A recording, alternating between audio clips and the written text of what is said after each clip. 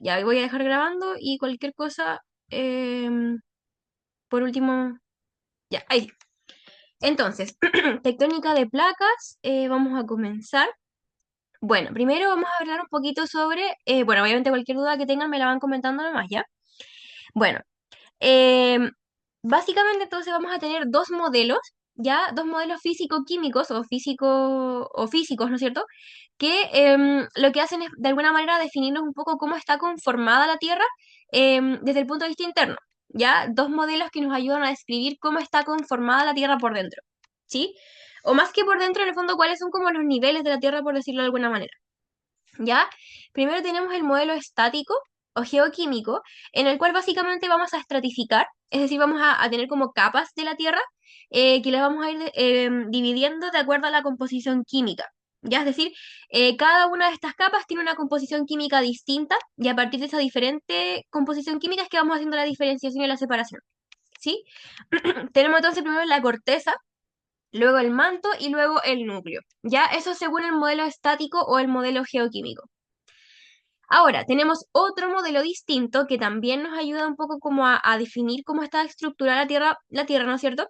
Y en ese sentido tenemos que este modelo dinámico ya se va a basar en el comportamiento mecánico al interior de la Tierra, es decir, más bien cómo se mueve de alguna manera la Tierra por dentro, ¿ya? Y en ese sentido tenemos la litosfera, la astenosfera, la mesósfera, el núcleo externo y el núcleo interno. No es necesario que se sepan de memoria qué capa contiene cada modelo, ¿no es cierto? O qué capa define cada modelo, pero sí es importante que sepan que existen modelos, ¿no es cierto? Que nos ayudan a definir la estructura interna de la Tierra, que cada modelo separa entonces la Tierra por distintos estratos de acuerdo a distintas características. Y esto es importante porque en el fondo para entender que la Tierra no tiene como un solo nivel, ¿sí? Y esto es importante para lo que vamos a revisar ahora. Entonces tenemos dos modelos, ¿no es cierto?, que nos dividen la Tierra en capas, el modelo geoquímico o el modelo estático según la composición química, y el modelo dinámico de acuerdo al comportamiento mecánico o de movimiento, ¿sí? Entonces, aquí les puse como un monito, en el fondo para que entiendan que sea cual sea el modelo, si es el geoquímico o el geodinámico, todas las capas, ¿no es cierto?, involucran que aumentan de densidad y de temperatura a medida que se acercan al centro del planeta, ¿sí? O sea, a medida que vamos bajando más hacia adentro de la Tierra, más hacia el núcleo, vamos a tener mayor densidad y mayor temperatura, ¿sí? Entonces, póngale, por ejemplo, que nosotros tengamos la capacidad de alguna manera, descender hacia el centro de la Tierra, ya como de bajar, como de excavar hacia el centro de la Tierra. Entonces, a medida que nosotros vayamos bajando y vayamos acercándonos cada vez más al núcleo de la Tierra, vamos a encontrar lugares mucho más densos y a mayor temperatura, ¿sí? Entonces, aquí bueno, lo que quiero que también se fijen es que sin importar cuál de los dos modelos estemos considerando, ambos modelos concluyen que la Tierra tiene como capas, ¿no es cierto? Como estas como divisiones, capas, y que cada capa está suspendida sobre la otra, es decir, cada capa está posicionada sobre la otra, ¿sí?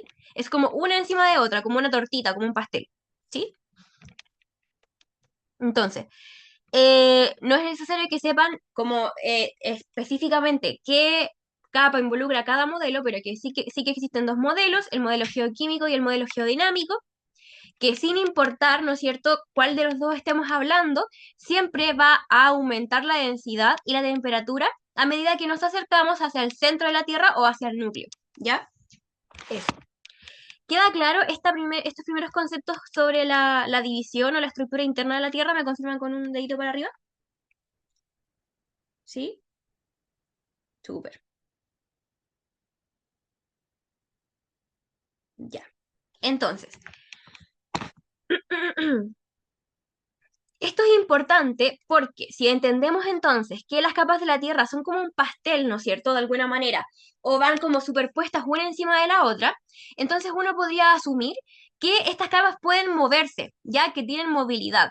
Es como si tuviéramos, ¿no es cierto?, como un pote con agua, ¿no es cierto?, o un bol con agua, y sobre ese bol nosotros pusiéramos algo a flotar, ¿no es cierto? Ese algo que flota sobre el agua se va a mover, ¿no es cierto?, va a tener un cierto movimiento. ¿Y por qué esto es importante? Porque a partir de algunos elementos similares a estos es que surge la teoría de la deriva continental. ¿Ya?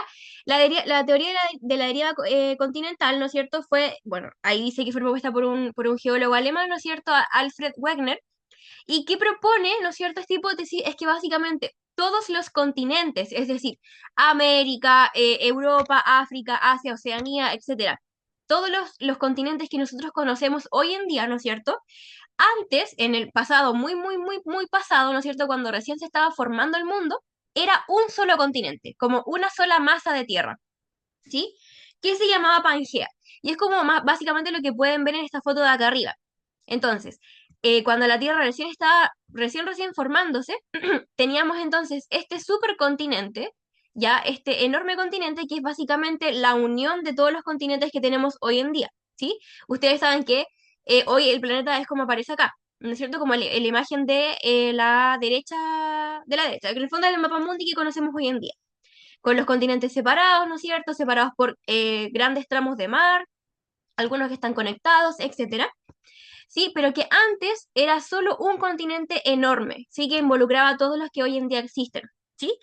Es como si literalmente fuera un rompecabezas, ¿sí? Antes el rompecabezas estaba completamente armado, ¿no es cierto? Todas las piezas juntas, pero con el pasar del tiempo, ¿ya? Estas piezas del rompecabezas comenzaron a separarse. Evidentemente, esto no fue una cosa así que de un día para otro esto se separó, sino que involucró muchísimo tiempo, ¿ya? ¿Qué pasaba? ¿Cuál era el problema con esta teoría al inicio? Que esta persona que la propuso, ¿ya? No supo explicar el fenómeno por el cual este continente se separó, o no supo explicar el por qué estos trozos de tierra tan grandes se separaron, ¿sí? Ahora sabemos que la razón por la cual se generó esa separación es por las placas tectónicas, ¿no es cierto? Porque las placas, ahí vamos a verlo más detalles, pero vamos a saber que las placas tectónicas entonces van a tener un movimiento, y como estos continentes están dispuestos, estas grandes masas de tierra, están dispuestos sobre las placas tectónicas, ¿no es cierto? Este movimiento tectónico fue el que de alguna manera fue generando este movimiento, ¿no es cierto? Que permitió la separación de este supercontinente llamado Pangea. Evidentemente este movimiento fue paulatino, ¿no es cierto? Esta separación fue de a poquito, ¿sí? No es que como les decía, no es que haya sido que todo amaneció separado de un día para otro, para nada, sino que fue una cosa que se demoró un tiempo, ¿sí? Ahora, a ustedes, cómo se les ocurre? Que pueden decirme por el chat o por el micrófono, como ustedes prefieran, pero ¿cómo a ustedes se les ocurre que uno podría probar esta teoría? ¿Qué evidencias se les ocurre que pudiesen sustentar esta teoría? Así de lo que ustedes crean nomás, no necesariamente que lo sepan así de memoria, pero ¿qué creen ustedes, qué elementos creen ustedes que pudiesen ayudar a sustentar esta teoría de que antes había un continente enorme, ¿no es cierto?, que se fue separando con el tiempo? ¿Qué elementos pueden sustentar esta teoría de la deriva continental? ¿Qué creen ustedes?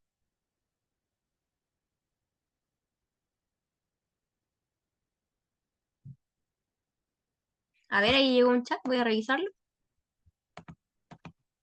Con los límites geográficos, dicen por aquí, dice Teo. Exactamente, ¿cierto? Porque si ustedes se ponen a pensar, si uno hace como el ejercicio mental de unir todos los continentes que hoy en día existen, prácticamente se unen casi de forma perfecta. Evidentemente ya no es tanto porque hay erosión, ¿no es cierto?, de la tierra como que va perdiendo continuidad. Con el cambio climático aumenta el nivel del mar, lo que también puede interferir en estos como relieves, ¿no es cierto?, y en los límites de los continentes. Pero si uno hace como el ejercicio de intentar pensar cómo unirlos, uno se da cuenta que encajan casi perfecto, ¿sí? Evidentemente, como les digo, puede haber un pedacito que a lo mejor no tanto, pero en general, como que encajan casi perfectamente, ¿sí? Y eso también es como por el límite geográfico, en el fondo que América del Norte encaja casi perfectamente con Europa, ¿no es cierto? Europa con Asia, África con América del Sur, entonces eso es como un elemento importante. Muy bien, Teo. También Blanca dice por aquí que hay especies en común en diferentes continentes, y eso es muy correcto. ¿Sí? Básicamente se han encontrado vestigios como esqueletos, ¿no es cierto?, como antiguos, prehistóricos, mucho antes que prehistórico, pero para que me entiendan el concepto como esqueletos, como residuos de animales muy, muy antiguos, ¿sí? O también especies que viven ahora hasta la actualidad, que hay como de alguna manera con una separación geográfica muy grande, como en distintos continentes, y que no se entiende o no se sabe cómo estas especies pudiesen o pudieron haber migrado de un continente a otro. Entonces, la única explicación es que al inicio, como estaba todo unido, ¿no es cierto? Estas especies podían migrar de manera más fácil entre cada como trozo de tierra, ¿no es cierto? Y por eso entonces hay especies, ya sea de plantas o de animales, que hay en común en distintos continentes del planeta, ¿no es cierto? Aun cuando la separación geográfica como tal pueda ser muy grande, ¿sí? Eso, luego Maximiliano también dice lo que decíamos anteriormente, que los continentes como que encajan, ¿no es cierto? El tema de los límites geográficos. Hay como que encajan casi perfectamente como un rompecabezas, ¿sí? Que tiene que ver con los límites geográficos. También Jonier dice por los fósiles, y eso es muy correcto, era lo que yo les decía igual, el tema de que hay fósiles, ¿no es cierto?, que no se entiende cómo pudiesen haber llegado de un lado del planeta a otro, sin como que haya sido de esta manera, ¿sí? Paz también dice con la evidencia ontológica y climática. Muy bien, también. En el fondo que con respecto al clima, por ejemplo, zonas del mundo que tienen climas muy parecidos, por ejemplo, aun cuando se encuentran como a distancia geográfica muy grande, ¿sí? Y ese tipo de cosas así.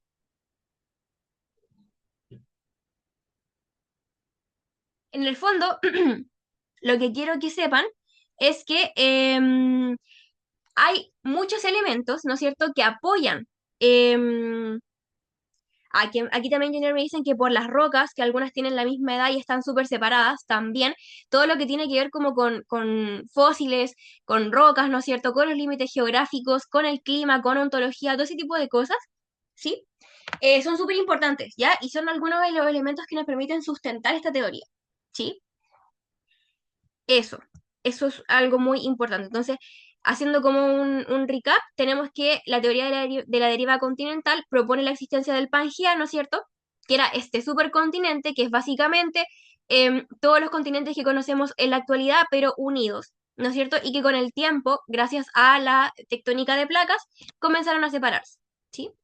Pero recuerden que cuando la teoría de la deriva continental se creó, ¿no es cierto?, o fue postulada, aún no se tenía claro todo lo que tenía que ver con tectónica de placas, o sea, no estaba como propuesto formalmente, ¿sí?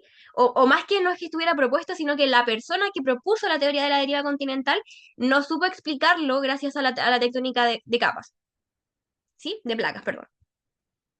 Entonces eso fue algo como que se sumó después. Bien, entonces, ya hablando de eso, sabemos que la corteza terrestre, ¿no es cierto?, que es como básicamente sobre lo cual nosotros estamos sustentados, está dividida en al menos 12 placas, ¿ya? Placas tectónicas que son rígidas, ¿no es cierto?, que se pueden ir moviendo entre sí, ¿ya? Estos bloques, que son las placas tectónicas, descansan sobre una capa que es de roca semifundida, ¿sí? ¿Qué implica que sea una roca semifundida? Que básicamente es una cosa que tiene cierto movimiento, ¿sí? Es como, no es agua porque es mucho más denso, pero tiene cierto movimiento, ¿ya? Bueno, esta capa de roca semifundida se llama la astenosfera. Entonces, en resumen, las placas tectónicas, ¿no es cierto?, descansan sobre la astenosfera, que dijimos que que era esta roca semifundida, ¿no es cierto? Y esta astenosfera va a estar en continuo movimiento, ¿sí? Entonces, ¿qué va a pasar? Que estas placas de alguna manera van a moverse sobre esa roca semifundida, ¿sí? No es que estén como clavadas, ni insertas, ni inmóviles, sino que tienen este movimiento gracias a esta roca semifundida. Bueno, ¿qué pasa? Que las placas, como les digo, pueden moverse, ¿no es cierto? Pueden moverse, puede hundirse una debajo de la otra, ¿no es cierto? Una sobre la otra, pueden levantarse, ¿sí? Y básicamente esto es súper importante porque nos permite explicar muchísimos fenómenos geográficos que existen. Los terremotos, ¿no es cierto? Los sismos, todo lo que tiene que ver con la formación de cordilleras, el volcanismo, la formación de montañas, etcétera. Entonces, básicamente es eso. Es como si la Tierra, ¿no es cierto? La Tierra sobre la cual nosotros estamos sustentados ahora mismo, estuviera, ¿no es cierto?, fragmentada, como cortado en distintos pedazos, como un rompecabezas. Y estas piezas del rompecabezas, que son las placas tectónicas, descansan sobre esta roca semifundida que es la astenosfera. Y como la astenosfera es roca semifundida, tiene continuo movimiento, ¿sí? Y eso permite de alguna manera mover estas placas tectónicas. ¿Les queda claro, chiquillos? ¿Me confirman con un monito? Por favor. Súper. Si tienen alguna duda, igual me pueden ir comentando. Ya. Muy bien. Entonces, aquí vamos a tener que esta teoría, ¿no es cierto?, de la tectónica de placas implica que las placas se van a estar moviendo, sí se mueven, pero se pueden mover de formas distintas, van a tener distintos tipos de movimientos, ¿ya? Primero, igual tienen que recordar o entender que este movimiento de las placas, ¿ya? Es como una en relación con la otra, ¿sí? No es que cada placa se pueda mover como solita, como de forma individual, sino que este movimiento, ¿no es cierto?, siempre involucra una y otra placa, como un movimiento de a dos, ¿sí? Entonces, básicamente, esto que vamos a ver ahora es cómo se relaciona ese movimiento entre dos placas, ¿sí? La primera es la frontera divergente o el tipo de movimiento como divergente. Básicamente, ¿qué vamos a tener? Que tal como dice su nombre, algo que diverge son dos placas, ¿no es cierto? Que al moverse, ¿no es cierto? Las placas se mueven y al moverse se separan. ¿Sí? Como pueden ver en la imagen de la pantalla. Las placas entonces al moverse se separan. ¿Sí? Como que una, no sé, pues que una vaya para arriba y la otra para abajo, por ejemplo, o que una vaya para la izquierda y la otra para la derecha, que una vaya en vertical y otra horizontal, por ejemplo. ¿Sí? En el fondo es que se alejen. Dos placas, la frontera entonces divergente son dos placas que se alejan, ¿ya? Y también esto se conoce como un tipo de borde constructivo, ¿ya? ¿Por qué se les ocurre a ustedes que puede ser un borde constructivo? ¿A quién se le ocurre? Por último, que me lo comenten por el chat.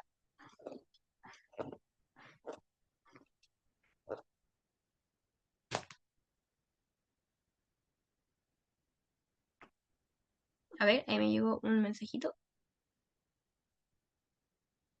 Ya, sí, porque construye, efectivamente.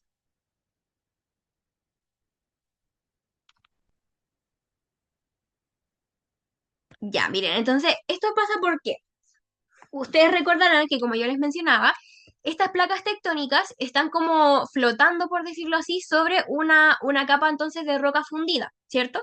Las placas tectónicas están sobre la roca fundida. ¿Qué pasa? Que cuando dos placas se alejan entre sí, ¿no es cierto? Al separarse, emerge esta roca fundida para arriba, ¿sí? Como que surge nueva corteza, como que esta roca fundida comienza a salir para arriba por el espacio que está quedando entre ambas placas, ¿sí? Entonces, esa roca fundida, al contacto con el exterior, de alguna manera se endurece, ¿sí? Y eso es lo que permite formar nueva corteza, ¿sí? Es eso básicamente,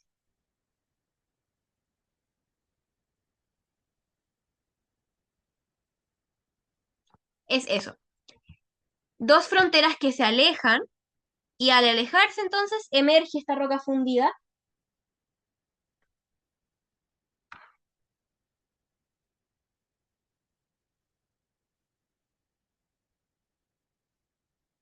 ¿Les queda claro, chicos?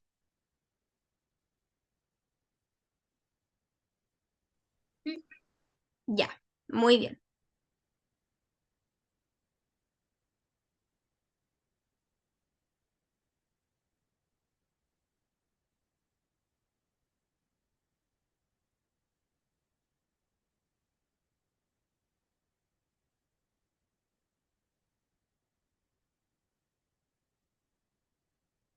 Ya, entonces eso, chiquillos, con la tectónica de placas en el sentido de la frontera divergente. Como les decía, algo que diverge es algo que se aleja, ¿no es cierto? Las placas estas se alejan y en este espacio que dejan al alejarse surge esta nueva corteza, ¿ya? Es por eso que es un límite constructivo porque es una zona donde se crea corteza, ¿sí? Son zonas donde se generan dorsales oceánicas y volcanes submarinos, o sea, en el fondo que aparece como corteza nueva que antes no estaba, ¿sí?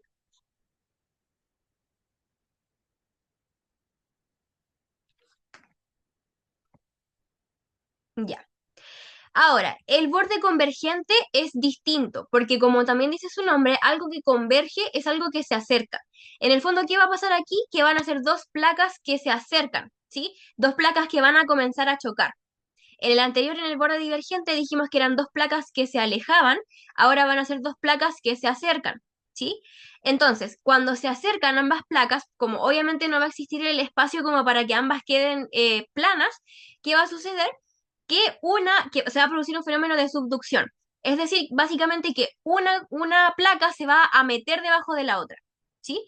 Básicamente, la placa que sea más densa se va a meter debajo de la menos densa. Aquí como pueden ver en la imagen, ¿sí? Acá entonces tenemos dos placas que se están acercando, ¿no es cierto? Y esta placa que es como de un color naranjito más oscuro, se está metiendo debajo de la otra, ¿sí? Se mete debajo. Entonces, este tipo de borde es un borde destructivo, ¿ya? ¿Por qué? Porque al estar chocando estas dos placas, al estar como en este fenómeno de subducción en la cual una se esconde, por decirlo así, debajo de la otra, se destruye corteza, ¿sí? Se va a destruir y se va a perder una zona de corteza. ¿Ya? Este tipo de cortezas, o sea, perdón, de fronteras dan origen a la formación de cordilleras, ¿ya? Que es lo que se conoce como orogénesis.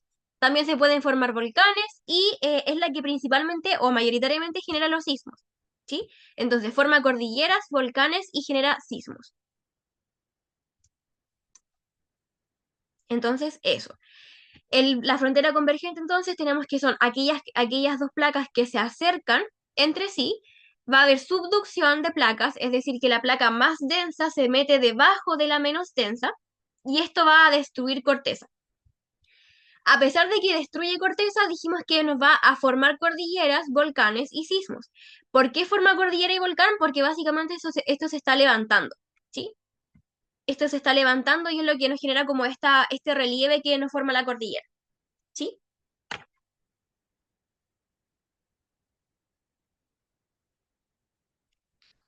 Miren, y de hecho les quiero mostrar, a ver, déjenme ver si puedo volver a la foto.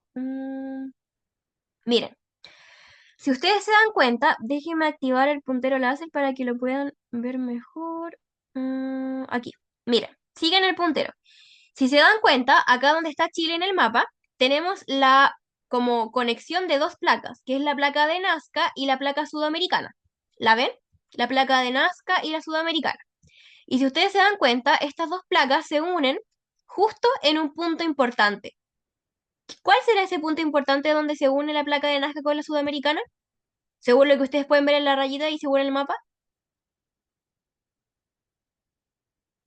¿A dónde qué es eso?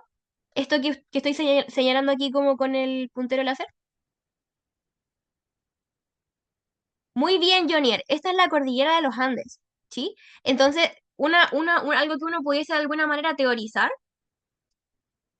Muy bien, la cordillera. Entonces, algo que uno pudiese teorizar es que esta placa de Nazca con esta placa sudamericana pueden quizás entonces tener un borde que sea de tipo convergente y una de estas tiene que haberse metido debajo de la otra, evidentemente esto hace millones, millones, millones de años, tiene que haberse metido debajo de la otra para formar un relieve que es la cordillera en un límite convergente. ¿Sí? Ahí, ahí. Más o menos para que se hagan como la idea de cómo se podrían relacionar estas dos placas.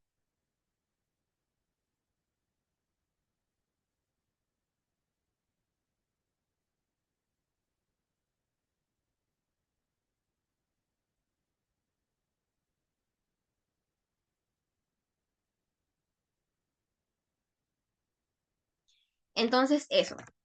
Para que se hagan como la idea de que básicamente esta placa de Nazca con la placa sudamericana generan este fenómeno de subducción en la cual una placa, la más densa, se mete debajo de la menos densa y eso entonces nos genera este borde convergente destructivo en el cual hay formación de cordillera, volcán, entre otros. ¿Les queda claro, chiquillos?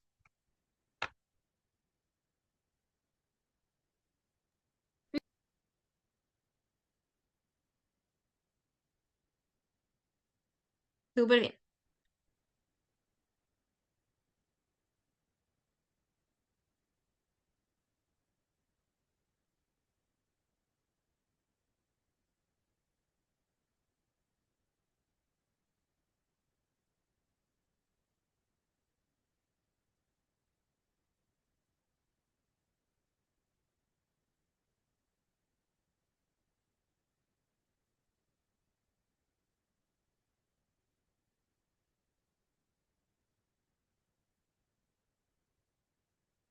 Ya, muy bien.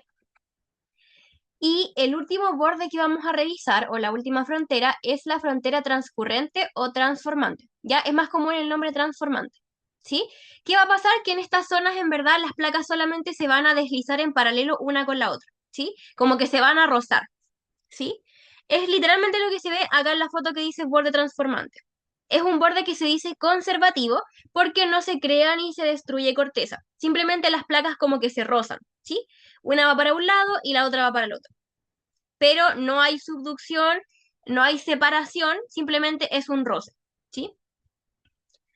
Este tipo de fronteras igual generan harto sismo, ¿ya? Entonces, eso tenemos. Entonces, partimos con la frontera divergente, en la cual dijimos que era un límite destructivo, ¿no es cierto? Porque perdón, partimos entonces con la frontera divergente, ya que dijimos que era aquella en la que las placas se separan, ¿no es cierto? Que se separan y que era un borde constructivo porque en este espacio que se forma una vez que se separan ambas placas, va a surgir nueva corteza y por eso de alguna manera como que se construye nueva corteza. Luego teníamos en la frontera convergente, en la cual dijimos que había, que en el fondo que eran dos placas que se acercaban, ¿no es cierto? Que convergían, que se acercaban. Por este fenómeno de convergencia o de acercamiento, entonces se generaba la subducción, en la cual la placa más densa se metía debajo de la que es menos densa, y eso era un límite destructivo, ¿no es cierto? Un límite destructivo, pero que podía propiciar la formación de la corteza, perdón, de cordillera y volcán. Sí, como que se genera como este relieve, ¿sí? Y dijimos que el gran ejemplo pudiese ser la cordillera de los Andes con la placa de Nazca y la sudamericana. Y finalmente teníamos entonces el borde transformante, que aquí no se crea ni se destruye corteza, simplemente son dos fronteras o dos placas que se deslizan paralelamente, ¿no es cierto? Una a lo largo de la otra, en el fondo como que se rozan, ¿no es cierto? ¿Y por qué esto es importante? Porque produce harto sismo. Entonces, y aquí en realidad este es un ejemplo para que más o menos lo asocien como con la vida real, y es que la falla de San Andrés en Estados Unidos es un tipo de un tipo de frontera transformante. ¿Sí? Aquí lo que se ve acá en la imagen en el fondo es como una placa. Esto es como muy cuático porque es como literalmente las placas, como que esta separación, ese como canalcito que hay entre medio, es muy profundo, ¿sí? Entonces como literalmente las placas. ¿Y por qué se dice que es una falla en el fondo? Porque es una separación que se ve como a simple vista, ¿sí? Tenemos acá entonces esta placa de acá que se mueve para allá y esta otra que se mueve para acá. Aquí dice por el chat Teo que se supone que para San Esteban hay algo parecido, pero no de tal magnitud. Oh, no sé. Yo no soy de la zona, así que no sé, pero algo había escuchado, pero no lo había visto en la vida real. Así que sí, pues eso puede ser. Hay varias partes en el mundo en las cuales esto pasa. Evidentemente, no todas son como tan cuáticas como en Estados Unidos, pero sí, sí hay más ejemplos. Eso. ¿Les queda claro, chiquillos, entonces, lo que hablamos con respecto a todos los tres tipos de fronteras?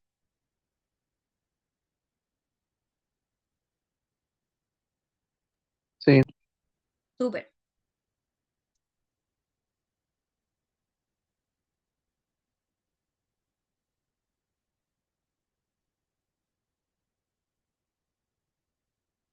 ya.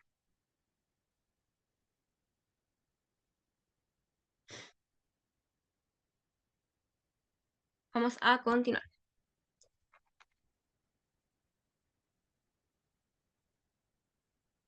A ver, voy a pasarla. Bueno, acá es más de lo mismo, simplemente una fotito que tenga, como para que tengan igual de referencia al estudiar. Tenemos entonces el límite que es el rozamiento, ¿no es cierto? O el deslizamiento de una placa versus la otra. Luego las placas que se alejan y las placas que se acercan, con el fenómeno de subducción correspondiente. ¿Ya? Bueno, y acá en esta foto igual está bacán porque tienen como todos los tipos como de fenómenos geológicos o geográficos que se pueden formar gracias a cada movimiento de placa. ¿Sí? Eso. Ah, y acá también. En el fondo, básicamente como toda esta distribución geográfica que tenemos, ¿no es cierto? la idea de que hay montañas, ¿no es cierto? Sierras, cordilleras, mesetas, llanuras, colinas, valles, todo eso es gracias a la tectónica de placas, ¿sí? Porque gracias a ese movimiento de placas es que pueden generarse estos relieves geográficos, ¿sí? Acá en San Felipe de los Andes, esta zona estamos acá, en el Valle de Aconcagua. Bueno, no es como de Chile, pero para que se hagan una idea de que estamos como en un hoyo, ¿no es cierto? Como debajo de la cordillera y de los cerros y todo eso, ¿sí? Así que acá estaríamos nosotros, en el valle. Bueno, ya que me dijeron que habían comprendido bien el tema de los movimientos de las placas, tenemos entonces que los sismos o los temblores es algo que se genera entonces como consecuencia de este movimiento de placas, ¿ya? Básicamente el punto al interior de la Tierra, bueno, ustedes saben que el sismo se produce entonces, el sismo es la consecuencia del movimiento de las placas, ¿ya? Las placas se mueven y tiemblan. ¿Qué pasa? Que tenemos un punto en el interior de la Tierra que se denomina hipocentro, ¿ya? Que es el lugar exacto, el punto exacto al interior de la corteza, ¿no es cierto? Al interior de la Tierra, en el cual se produce la liberación de energía, ¿no es cierto? Es como el punto exacto, el punto mismísimo, el punto exacto donde se genera la liberación de energía. Y tenemos el epicentro, que es la proyección vertical, pero desde donde se genera el sismo hacia la superficie. Es básicamente como si claváramos, no sé, un palito de brocheta o un palito directamente desde la superficie de la Tierra hacia el punto, hacia el hipocentro, hacia el punto donde se libera la energía, y el punto exacto sobre la superficie es el epicentro. En el fondo, el hipocentro es el punto donde se libera la energía al interior de la Tierra, y el epicentro es el mismo punto, pero en la superficie, ¿sí? Por eso, por ejemplo, cuando dicen, un terremoto perdón, hubo un terremoto o un temblor con epicentro en, no sé, pues en Santiago, por ejemplo. Claro, en Santiago es el epicentro porque es el punto sobre la superficie terrestre, ¿no es cierto?, que se conecta con el hipocentro, pero donde se generó la liberación de energía, donde la placa misma se movió, es el hipocentro, ¿ya? Entonces, hipocentro es el punto debajo de la Tierra, ¿no es cierto?, en el cual se genera este movimiento, ya donde se genera todo el medio del asunto, donde se genera el movimiento de las placas, donde se genera la liberación de energía, y el epicentro es el punto verticalmente hacia arriba, ¿no es cierto?, pero en la superficie, ¿sí? Es eso más que nada. Denme un segundo para revisar una cosa cortita y...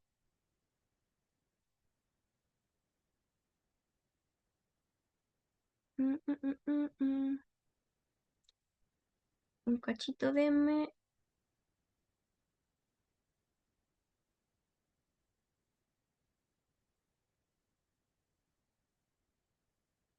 Ya. Eso. Entonces, ¿qué pasa aquí? ¿Por qué es que hay temblores o sismos que son perceptibles? Me piden aquí que repite lo del hipocentro. El hipocentro entonces es el punto dentro, ¿no es cierto?, al interior de la corteza en la cual se libera la energía. Es el punto en el cual las placas en el fondo están moviéndose, ¿sí? El punto donde, literalmente, donde se libera la energía, ¿sí? Es eso. Donde literalmente ahí es donde se está produciendo la liberación de energía, el movimiento de las placas. Y el epicentro es básicamente el punto que se condice con el hipocentro, pero en la superficie de la Tierra, es decir, donde estamos nosotros parados. ¿Sí? ¿Ahí queda más claro, Junior?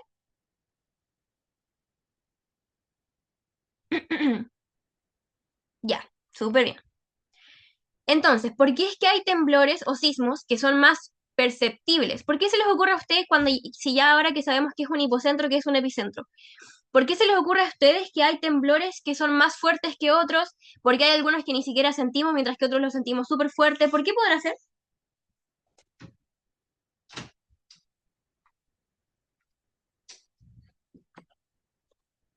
¿Por qué se les ocurre que podría ser esa diferencia entre los sismos que son perceptibles, otros que no tanto? Ya, aquí me dicen por la ubicación del epicentro. ¿Será la ubicación del epicentro? Ya, y de aquí también me dicen por la cantidad de energía liberada. Eso también son dos elementos, claro. Primero es la cantidad de energía liberada, porque obviamente si un movimiento de alguna placa libera, no sé, una cantidad de energía muy, muy importante versus otro movimiento que a lo mejor es poquita energía, claro, va a haber un sismo que va a ser más fuerte que otro, ¿cierto? Eso depende de la cantidad de energía que nosotros estemos liberando, ¿sí? Bueno, no que nosotros, pero la cantidad de energía que se libera a partir del movimiento de las placas va a determinar en el fondo la magnitud del sismo. Ahora, algo que es súper importante también es a qué profundidad se genera. Denme un segundo. Ah, sí, acá me dice Jonier. Creo que es más por el hipocentro. Si está más cerca de la superficie lo vamos a sentir más. Muy bien, esa también es la respuesta correcta. ¿Sí? Básicamente, si el hipocentro está más superficial, ¿no es cierto? Mientras más arriba esté el hipocentro, básicamente mientras más cerca esté de nosotros, porque tenemos que entender que nosotros estamos parados sobre la mismísima superficie de la Tierra. Entonces, si el hipocentro está más cerca de la superficie, el temblor o el sismo se va a sentir mucho más fuerte. En cambio, si está más profundo, ya no se va a sentir tan fuerte, ¿sí? Entonces, básicamente eso, como decía Jonier y como decía Maxi, depende en una primera instancia de cuánta energía se libere y luego también depende de a qué profundidad se libera esa energía, a qué profundidad está el hipocentro, ¿sí? Mientras más profundo, menos se va a sentir y mientras menos profundo, más se va a sentir. En el fondo porque la energía se está liberando más cerca de nosotros, ¿sí? Para que lo vean de alguna manera. Bueno, esto en realidad es importante, pero no tanto tampoco. Lo que quiero que entiendan es que van a haber ondas sísmicas, así como las ondas que dieron de la luz, ¿no es cierto?, del sonido, van a haber ondas sísmicas también, ¿ya? Que son ondas mecánicas, es decir, que necesitan de un medio material para transmitirse, que van a transportar, perdón, la energía liberada. Es decir, va a ser esta energía, ¿no es cierto?, que se libera como consecuencia del movimiento de las placas, entonces, se va a transportar mediante estas ondas sísmicas, ¿ya? Estas ondas entonces van a viajar hacia la corteza terrestre y es lo que va a hacer que nosotros percibamos el temblor, que las estructuras se muevan, etcétera, ¿sí?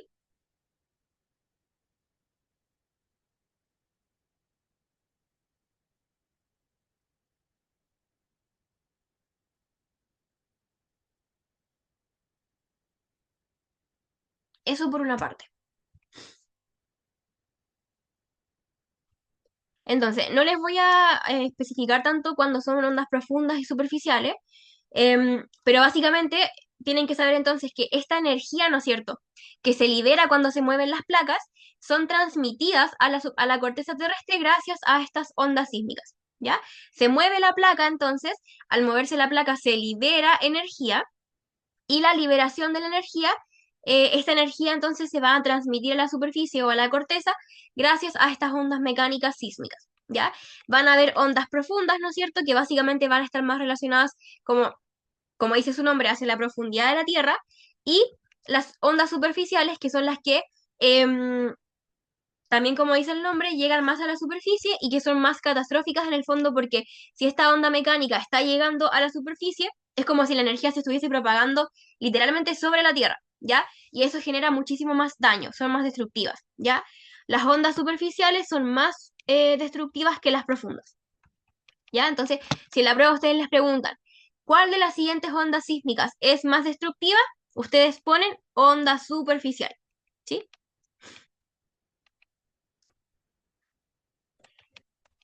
Bueno, ¿les quedó claro con lo que les comentaba con respecto a las ondas, chiquillos?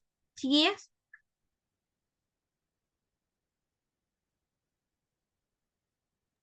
Sí, Súper, muchas gracias.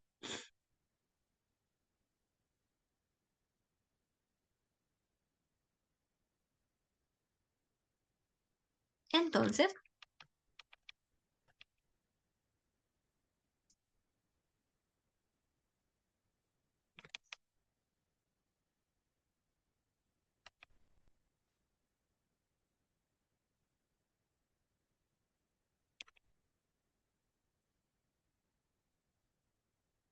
ya. Entonces, ahora, ustedes seguramente habrán escuchado que cuando hay un terremoto o un sismo, se miden en general en dos escalas, que son la escala de Richter y la escala de Mercalli, ¿sí? Acá en Chile suele sonar más o suele ser más conocida la escala de Richter, ¿ya? Pero básicamente la medición de sismo es que cuando ocurre, ¿no es cierto?, un temblor, es necesario cuantificar, contar, ¿no es cierto?, saber cuánta energía se libera durante este evento, ¿sí? Em, Entonces, se puede ver de acuerdo al nivel de destrucción, ¿no es cierto? O de acuerdo a la medición exacta de estas ondas sísmicas, ¿sí? Entonces, tenemos la escala de Richter o de Richter, como quieran decirle, que aquí ya medimos magnitud, ¿no es cierto? Medimos números, ¿ya? Y con esto se mide la energía liberada en el hipocentro, ¿sí? Básicamente utilizamos las ondas sísmicas para poder medir cuánta energía, cuánto número de energía, cuánta medición de energía o sea, sí, pues claro, cuánto número de energía se libera desde el hipocentro, ¿sí? Que va a ser un valor único, ¿ya? Que va a ser independiente de la posición del observador. Es decir, da lo mismo si yo estoy, no sé, pues acá en San Felipe o si estoy en Punta Arenas, el valor, ¿no es cierto? El número con el cual se cuantifica el temblor va a ser el mismo, ¿sí? Ahora, ¿qué pasa con la escala de Mercalli que mide intensidad? ¿Ya? Que es más bien una cosa de percepción, ¿ya? Aquí no medimos las ondas sísmicas, sino que lo que vamos a hacer es medir la intensidad de, ¿no es cierto?, nuestro sismo, de acuerdo al nivel de destrucción y de acuerdo a la percepción humana, ¿sí? Como dice ahí, su medida se relaciona con la percepción de las personas, es decir, qué tan fuerte las personas percibieron el temblor y los efectos y los daños que se causan sobre las estructuras. ¿Ya? Y varía con la distancia al hipocentro, ¿sí? ¿Qué pasa aquí? Bueno, la escala de Richter se me olvidó contarles que se mide desde el 2, ¿no es cierto? Y la de Mercalli desde el 1 hasta el 12 en números romanos, ¿sí? Entonces, ¿qué pasa con la escala de Mercalli? Que ahora, no, ahora va a ser dependiente de la posición del observador. Es decir, si yo, por ejemplo, no, a ver, si hubo un terremoto o un sismo, un temblor, lo que sea, en Santiago, por ejemplo, no sé, pongámosle que fue un Richter de 7, ya o sea, un temblor igual potente, ¿sí?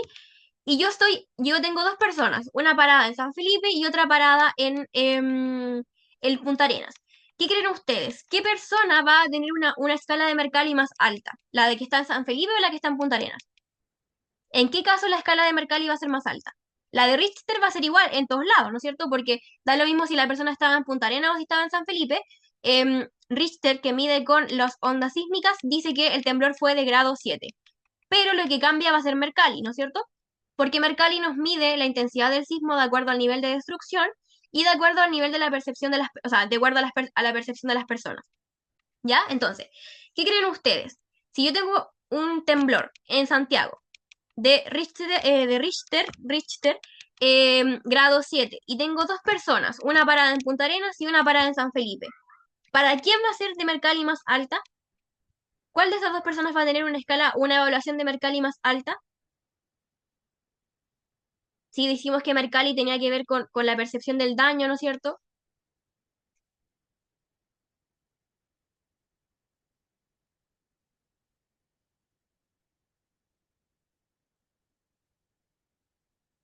¿Qué se les ocurre a ustedes? ¿Quién va a tener una escala de Mercalli más alta? ¿La persona que está en Punta Arenas o la persona que está en San Felipe?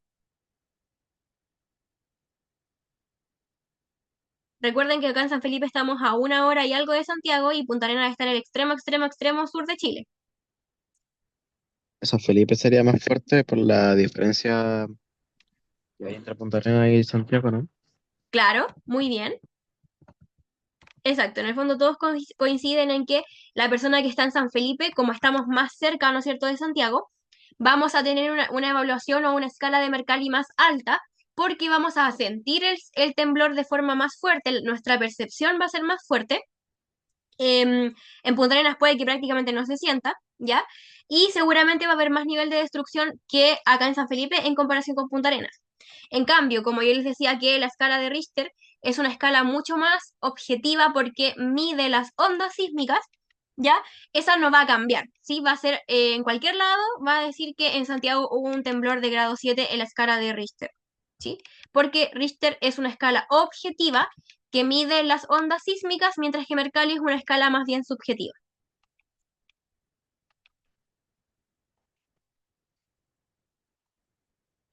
Profe, me preguntan acá por el chat.